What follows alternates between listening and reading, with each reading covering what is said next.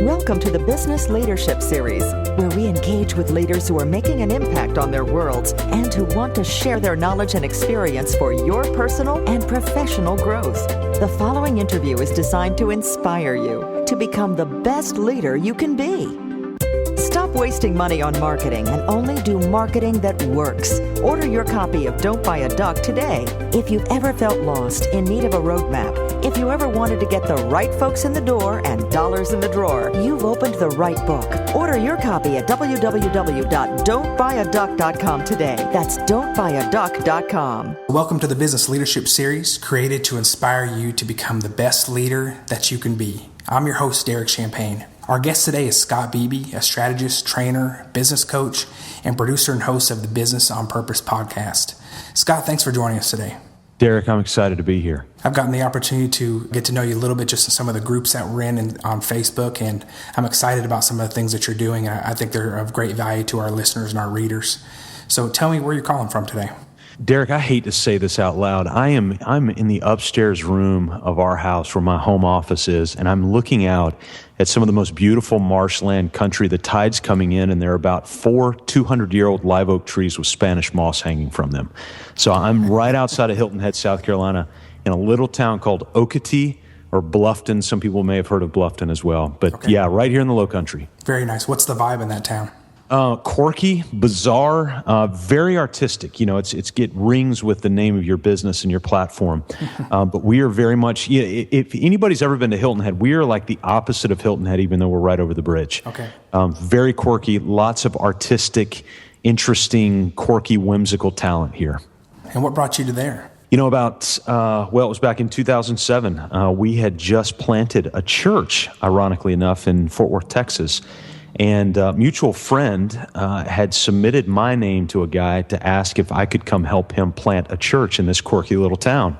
And I told him, of course I won't go do that. And so we're gonna stay right here in Texas. And he was very persistent. And a few months later, we decided to come out here. And I wanted to go back into business anyway because I missed it. It was an incredible platform for life change. And so we did that. I went back to work for Pfizer, and we helped him start a church out here in Bluffton. So you have got an interesting early life. Can you share with us a little bit about your background? I'm really not very athletic. I grew up and I played sports as a kid. I did the marching band for a while. And my 11th grade year, I got cut from the baseball team. So I thought, well, I got to do something. So I went out for track, was terrible at that. But the coach for the track team was also the coach for the football team. And he was like, hey, if you want to come out for football, not that you're any good, but if you want to just come out and be on the team, then you can do that. And he was right. I wasn't very good. I barely lettered. In fact, I had to lobby for the letter. And then I went, I tried to be a long snapper my last year of high school, my only football year of high school. And I wasn't even good enough to be a long snapper. My freshman year at University of South Carolina, my roommate came home. He and I played together. He played, I didn't, but we were on the team together in high school. And he was also a manager for the Carolina football team. Came home and he said, there's only one deep snapper on the whole team. You ought to see if you can dust off the rusty skills you had to begin with. And so he brought would bring back to the room of football every night. The hallway in our dorm room was 16 yards. You only needed 15. And so I snapped in the hallway literally every night for a semester. And Wade was on the other end. He was so patient and kind. And I went out for the team. Long story short, the first time I ever handled a football in a live football game was against LSU in Baton Rouge. Wow. 9 times, and in 1994, actually, and we beat them by a point. Wasn't because of me, but it was fun to be there, pouring down rain, 80,000 fans. Went on to get a scholarship my last 2 years while I was there and become a starter. So it was incredible. A fun ride. That's an amazing story. So tell me about Business on Purpose. It really was birthed out of a collective, I would say 16, 17 years. Derek, as you well know, I mean, you get to different stages of your life, and what you're doing is really more of a culminative effect of what you've done. And that's really what the Business on Purpose platform is, because when I graduated Carolina, I had a pretty profound spiritual transformational experience in college. I didn't levitate or anything like that. although I've heard that may be kind of fun. But I went to seminary out of college because a mentor of mine had really pushed me to start kind of going deep into my faith. And I wasn't very disciplined. I was a horrible reader. I was really not a very good student. And frankly, I didn't enjoy school at all. All growing up, not just college, but I just didn't enjoy the process. And I went to seminary to be in a disciplined environment so I could grow deeper in my faith. While I was there, I was working in business because I loved business. I was going to go into motorsports business, actually. I had done some internships at Charlotte Motor Speedway during college. And so I was going to go into that, but ended up going to seminary for a time. Graduated there in 2001, studied theology. And when I came out, I went to work for Pfizer. Two of the coaches that had been fired, who were my coaches, because we weren't very good at the time, had just gotten out of coaching altogether, went to work for Pfizer, and so they had an in there. And so from the time I graduated, Derek, until today, I've been on this kind of explorative journey, Ashley, my wife, and I, and our kids. About half of our time has been in for-profit, kind of mega multinational corporation. The other half of it has been in very small, micro-niche, faith-based nonprofit settings. And so I've been able to take all of that experience. I get this loads of world-class training from Pfizer, and then I got loads of real pragmatic, on-the-ground, in-the-weeds kind of reality training from these other areas that I was in. And I was able to bring all of that together. And I had a friend about a year and a half ago. He's a civil engineer and just a really sharp guy. And we were talking one day, and he said, Scott, one of the things you're really good at is you help me uncover things that I cannot see. And I thought, I'm not good at much, but I do feel like I am good at that. And when we had a pretty traumatic experience about a year ago, where the nonprofit that I was overseeing as the executive director, we had a pretty tough, unfortunate board meltdown, and because of that, they ended up dissolving my position, literally at a meeting, because the majority of the board was having to step down, and they were responsible for hiring me, and they didn't feel comfortable in leaving that position there while they couldn't be there for oversight, and because of some of the other things that had gone on. So February 27th, Derek, of last year, I got on a plane out of Dallas, and I was unemployed for the first time in my life. And I had a couple buddies who own businesses here, and I told them, I'm going into business, and here's what I think I can do for you. Will you be kind to me and just let me get started? If this is something that you need, can you help me kind of get off the ground? Help me with pricing, help me with service offerings. And golly, they were so gracious.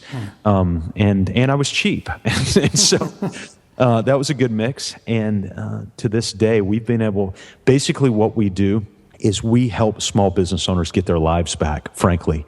And we do that by helping them articulate their vision, mission, and value story.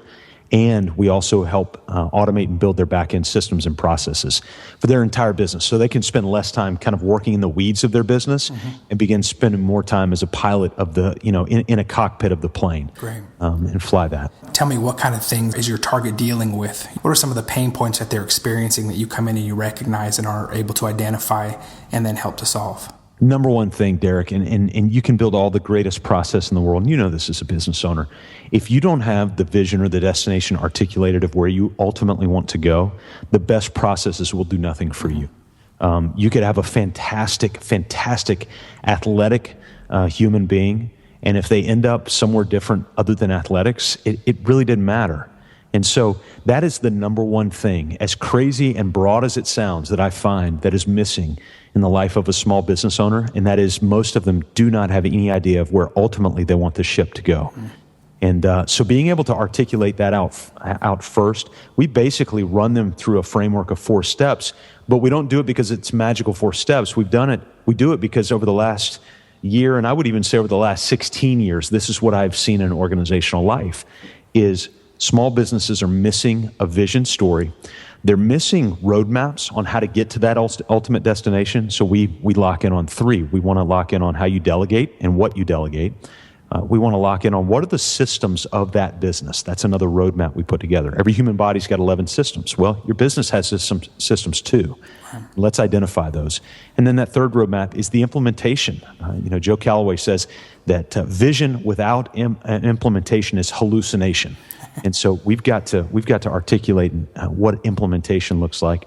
The third phase of that is what we call the organizational infrastructure. Because even though they may have written down on a napkin somewhere what their organizational chart looks like, it doesn't work for them. It would work, but it just doesn't work for them.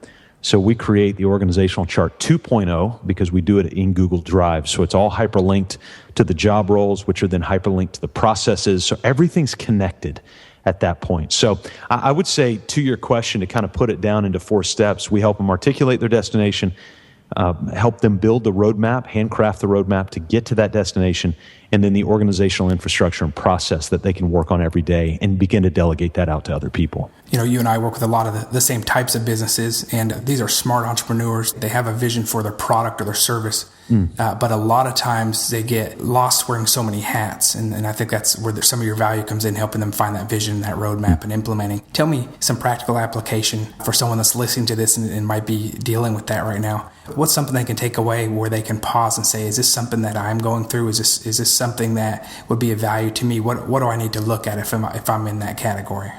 There's a question that I think is a powerful but simple question to ask, and that is, when you're in your business, I want you to think, this next task that I'm about to do, is this the last time that I could possibly do this task ever in my life?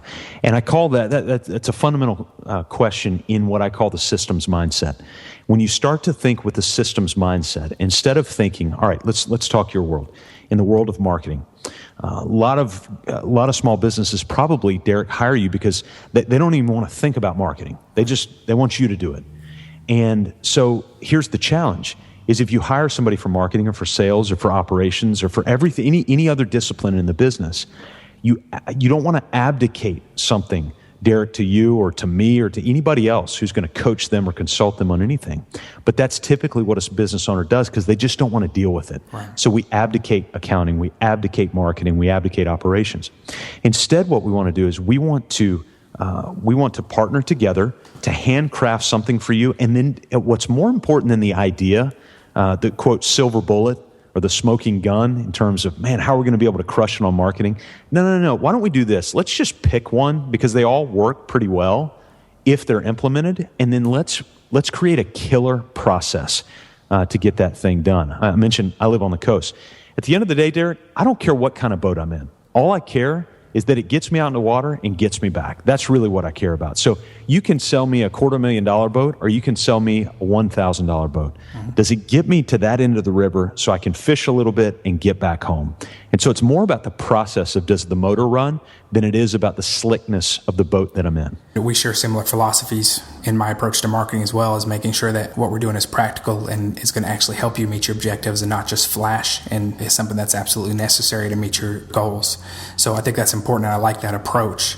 Derek, can I give you a real pragmatic example Please. Of how we've done that in the world of marketing? So, I'm a small business owner. You're a small business owner. You and I both have to market our businesses. So we not only get to help other people, but we actually have to practice what we preach. Well, here's what we found with marketing that's really helped us. I bit the bullet about 6-8 months ago, and we brought a virtual assistant on our team, Abby from the Philippines, who has been just fantastic. And one of the things that I delegated to her, I didn't abdicate, I delegated because I trained her on it with a video tutorial, is I delegated my social media posting. Now, it sounds like a small thing, but I think any small business owner would go, oh, no, that is not a small thing. That kind of stuff drives me crazy because I don't want to do it all the time. Well, here's what we've done is we've basically taken a couple of tools, Buffer and Trello, and we've said, all right, I can come up with content. That's going to have to come from me because it's unique from the small business owner. But when I have the content, where do I put that content? I think that's the real challenge is where do I put that content? And so what we've decided to do is take that bits and bytes of content, use Trello, and on Monday morning, I go in and input Trello. Abby gets all of that, and then she goes and inputs it in Buffer, schedules it out, makes sure it's all hyperlinked, does everything that she knows how to do, that I know how to do too. It's just going to take me a lot of time to do it. And I don't want to do that. And so that's a real pragmatic process that we use just to take something simple like social media posting off the table. That's an example of one of the things you do in all of your road mapping and implementation. That's right. So Scott, I want to talk more about your personal journey and some of the advice that you have for us as soon as we get back from this quick break. Take a 5-minute complimentary marketing assessment for your business. Whether you're a startup or an established brand looking for more quality customers for your business, this confidential assessment will help you identify the next logical steps for appropriate marketing tools, strategy, and development for making sure your branding and marketing campaign is a success. Visit assessmymarketing.com today. That's assessmymarketing.com. And now, back to today's Leadership Series interview. So I love hearing about what you're doing. Let's talk a little bit more about your journey that you've had. What are some of the most important things that you've learned in your journey that you can share with our audience through all of your life experiences to get you where you are today? Bill Gates, Eric Schmidt, they both said the same thing. They said, when asked, they said, hire a coach. When all of that happened a year ago, I was scared to death. We had a little severance to go on. So we took about a third of that severance, and I decided to invest it. And there's not really cost of goods sold in what I do, but to invest it in a coach. And so I hired Aaron Walker as my coach, and it wasn't cheap. It's still not cheap, but it was one of the best investments, honestly, I believe I could make, because we need people outside of ourselves who are, they're donning the whistle, they're showing up to practice, they're studying the game, they're helping us game plan. They're asking us every week, hey, you told me you were going to do this last week. Did you do that? They're helping us adjust, at halftime and all of those things. And when I heard Bill Gates literally say it I saw it on a YouTube video, actually. It was a TED Talk. He said, everyone needs a coach. And somebody asked Eric Schmidt, the former chairman of Google, he may still be a part of Google, actually, about what were some of his greatest pieces of wisdom that he had received. The first one he said is, hire a coach. Steve Jobs had a coach. Peyton Manning, actually, I just heard he retired on the news. Yeah. Peyton Manning, throughout his entire career, one of the greatest quarterbacks to ever live, has always had a coach. And so that was one of the big takeaways for me is take money, take time, and invest it in somebody outside of yourself who's smarter than you are in certain areas and who is willing to push you to do things that you don't think you're capable of. A lot of the small business owners don't have a big executive team or don't have a big consulting or advisory board. And to have somebody that's knowledgeable as an expert to come in and look at it from a fresh perspective with their wealth of experience makes a big difference. And for me, the consultants I worked with have saved me some years of guesswork from a business consulting angle and have made a big difference in my growth. Well, think about this too all right, so you hire an operations person for your business. You're going to need to spend at least, depending obviously on the business you're in, you're going to need to at least spend 50 to 120 grand to be able to do that. Now, what you could do is you could hire a coach, not to say they're going to run the day-to-day. Don't get me wrong, and I don't want to confuse the two for that. But what a coach can help you do is process your backside business to a point where you may be able to kind of delay bringing on a person of that caliber at least for a year. The coach is going to cost you, let's say, 12 to 24 grand a year. So you cut your cost in half. You're still achieving some of the same results until you get a point where the sales come in where you can actually bring that person on to show that it's going to leverage. The idea of 1099ing people right now for small business owners is a huge, huge untapped opportunity. And in fact, in my 6-year vision, I have no W-2 employees in my vision. I've got 6 virtual assistant team members, and we've already brought 2 on that we're gonna be able to scale to. Tell me a little bit about any challenges or setbacks that you've had. What have you learned? What have you learned through failure or from disappointment and challenges? What's a key lesson that you learned, and what helped you get through it, and what came out of the other side, or what did you produce because of that? This year, I've keenly learned that failure is a part of product development. It just naturally is. The other thing I've learned about failure is to talk about it. Because what I struggled with, Derek, and maybe you can identify with this, is early on when I was listening to podcasts, everybody was succeeding. Like it was all success. And so, if you just do this, kind of 4-step formula, then you'll have success and blah, blah, blah. Well, that's not the case. There was a lot of failure in between there. And once you finally nailed down, this was notoriously in public enemy number one in the church planning world, ironically enough. What would happen is you would have one hyper success church plant, and that guy would get on all the speaker tours. He would show up, say, We did no promotion. We just showed up on a Sunday. It was pouring down rain, and we had 60,000 people show up. You're like, wait a second. We just planted a church. We did everything right. It was beautiful, sunshiny outside. Jesus himself showed up, and we only had 4 people come, And so you're just, when you get into the story, you realize, no, there were a lot of other factors at play. And there was a lot of failure at play at the same time. So I think that's actually been kind of one of my biggest learning points around failure is it is a natural part of product development and process development. But the thing I still struggle with very, very deeply is I'm an efficiency guy, I'm a process guy. And so when failure happens, I'm less concerned about the kind of public reputation of the failure, and I'm more concerned about the time loss. Right. And I've got to start seeing that more as it's not time loss. There's valuable learnings that are coming from that. I've just not been able to wrap my head around that. So I would say that that's probably, Derek, my number one failure is the inability to see failure as a part of product development, and instead begin to see it as an incredible tutor for me moving forward. Yeah, it really is. I wrote about that last week, talking about the successes I've had and the scars I've had, and how those both equally have helped me to grow to the person I am today and into how I run my business and work with clients. I think it's tough at the time for us to see setbacks and failure and look at it as something that's positive until we've had it happen a couple times. Obviously, we want more wins than losses, but I think it's powerful as well if in the moment when you're having a setback that you're able to recognize this is something that I'm about to grow from, and when I let this go, there's something really big and powerful that I'm on the cusp of on the other side of this. And that's really a powerful place to be, actually, when you start to recognize that in the moment. Mm-hmm. Yeah, I think the challenge is when it's quiet and when there's no podcast in your ear and when there's nobody in the stands cheering to go, okay, this is a good thing. This is a good thing.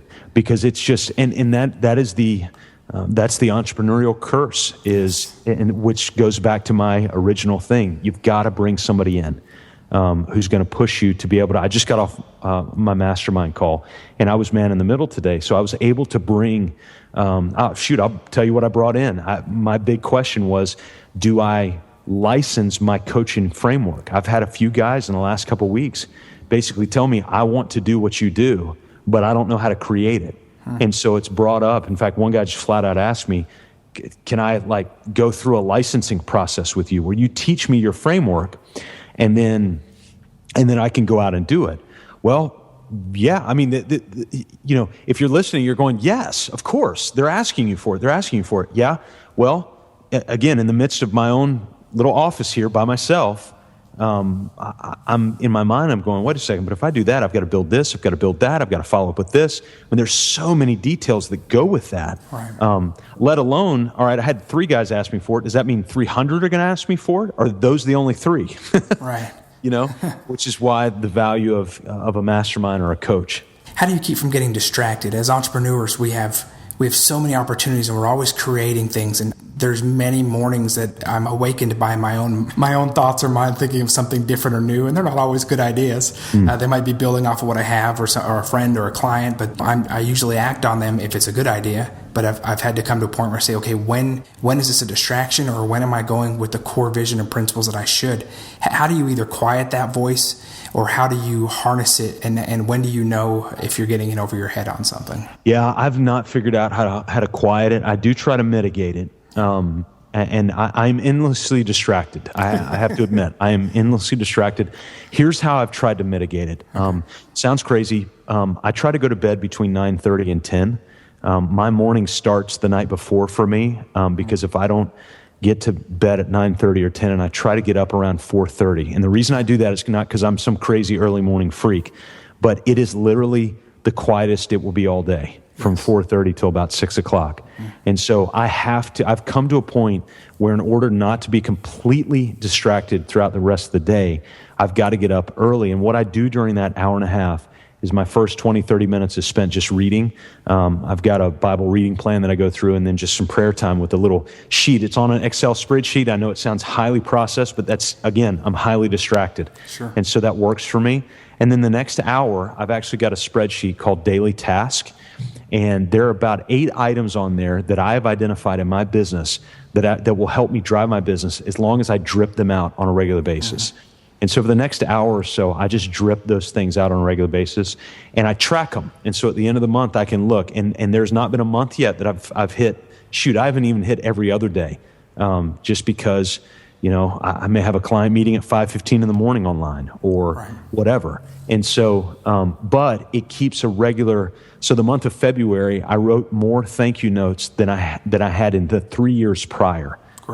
Just because I had tracked it and it was a part of my kind of drip daily task. So that's one of the ways I try to mitigate that. And the other one's just hiring virtual assistants and keeping an action item spreadsheet. That is the money pot for these small business owners that I'm working with, is a simple little spreadsheet to say, hey, here's what we talked about at our last meeting. Here's what you said you're going to do. Next meeting, we're going to pull this up and we're going to go through it. And I actually had a business owner come out. He pulled me aside after we implemented that in his business, and he said, man, accountability is a B, fill in the blank. And that was his kind of term for saying, man, this is tough. And it is, but you stay on task. Right, and that is critical. Consistency and execution and being committed to that is one of the keys, and I'm a firm believer in that, and that's one of the main things we do here at our firm. If you paid for nothing but implementation, if somebody paid you, Derek, for nothing but implementation around marketing, it'd be worth it. That's where we see it fall short often. Why didn't something work? Well, a lot of times we see that it wasn't implemented consistently or properly. Yeah. I mean, you can Google ideas now. I mean, you just don't. That's right. Think tanks are great. Strategy things are great. I love them. But that's where that's like, unfortunately, it's like my crack cocaine, and that's where I get really distracted. Is when I'm trying to do that instead of just implementing. So tell me about the mastermind program. Yeah, so I'm in a mastermind, and then I lead a couple of masterminds, and then I'm about to get into group coaching, which I'm really, really excited about, where I partner up with an industry expert, and I bring the systems and processes side of everything, the vision, mission, value, systems, and processes. And then the industry expert brings the industry side of it. Okay. And what we do is we take small business owners in that industry through a 6-month coaching program. It's perfect for them because it allows them to get pretty much the same level of coaching. It's not one-on-one, so it is a little bit different, but it drastically reduces the cost scale for them. Yeah, that's great. And they're able to process through that. And so we just started with architects, and I'm really pumped about that. And I'm currently talking to a guy about doing that for contractors, just blue collar, which I'm super stoked about. That would be a lot of fun. But here's fundamentally how I run a mastermind: is we start with big wins every time. And then we go into an accountability update from the week prior. So whoever was what I call the business spotlight, whoever was kind of man in the middle the week prior, we do an accountability update to find out what they implemented on since last week. Then we go into this week's business spotlight. So one member of the group has 30 to 40 minutes, and it's all on them. It's whatever they want to talk about. And they've got a whole table of coaches around them ready to go. And then once we get done, we come to a conclusion on 1 or 2 action items, and then that's their implementation for the following week. That's great. And there's sometimes we just go way off course, and it's a total detour for what somebody needed to talk about, and so we can always shift. So how many clients do you have at a time? So they can go up to 10 or 12. I'm a member of a group that we have 12 in it. I like to keep mine kind of 6 to 10, and then my group's right now around 4. So we're building both of those as we speak. Now, the group coaching is going to be around 10 to 12. So are these in different regions, so they're not worried about any kind of competitive advantage? Tell me more about how that works. Yeah, so geographically, we do them all online. So I don't do any live masterminds. I'm actually about to start some group live masterminds with live coaching clients as a value add to them. But all my masterminds and group coaching, I'm trying to keep virtual. And honestly, I'm just being very candid here, Derek. I'm doing that a little bit on purpose, and here's why. Is from a time scale standpoint, what I've found is one-on-one coaching live. The coaching, time is an hour, which inevitably goes to an hour and a half. I don't want to shut people off at an hour if we're rolling. Right. But it inevitably goes to an hour and a half. Well, then it takes, 15, 30 minutes to get there, 15, 30 minutes to get your next thing. So you've got like 2.5 hours caught up per client. I love it. It's great. It's just not scalable. Right. And so, it's like a home builder trying to build 30 homes a year. You can't do that by yourself. Mm-hmm. It's great. You want the revenue. It's just not scalable. And so you got to bring on team members to be able to do that. And so that's why I like the group coaching idea. In the mastermind, I feel like I'm able to bring my, what I call narrow brilliance or my unique value to a larger group of people at a cost value to them, but also at a cost value to me from a time standpoint. That's great. And so it really is a win-win. What's your best piece of entrepreneurial advice that you can share with our audience? Systems and processes, man.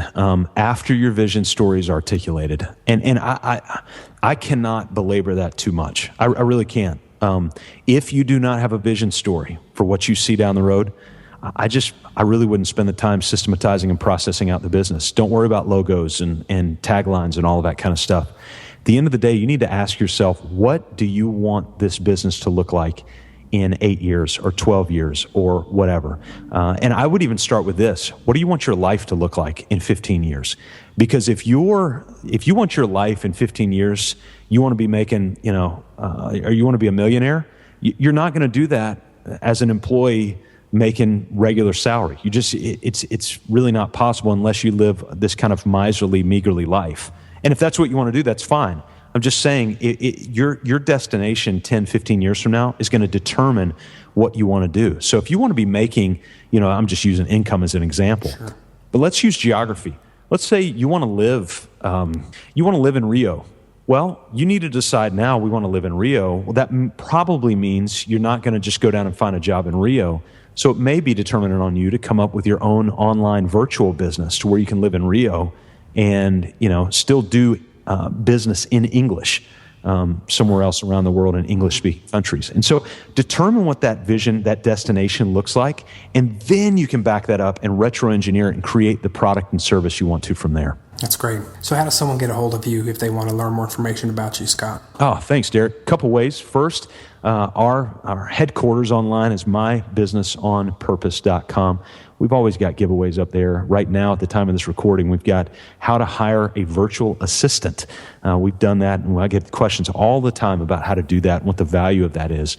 And we just put a little free ebook up there.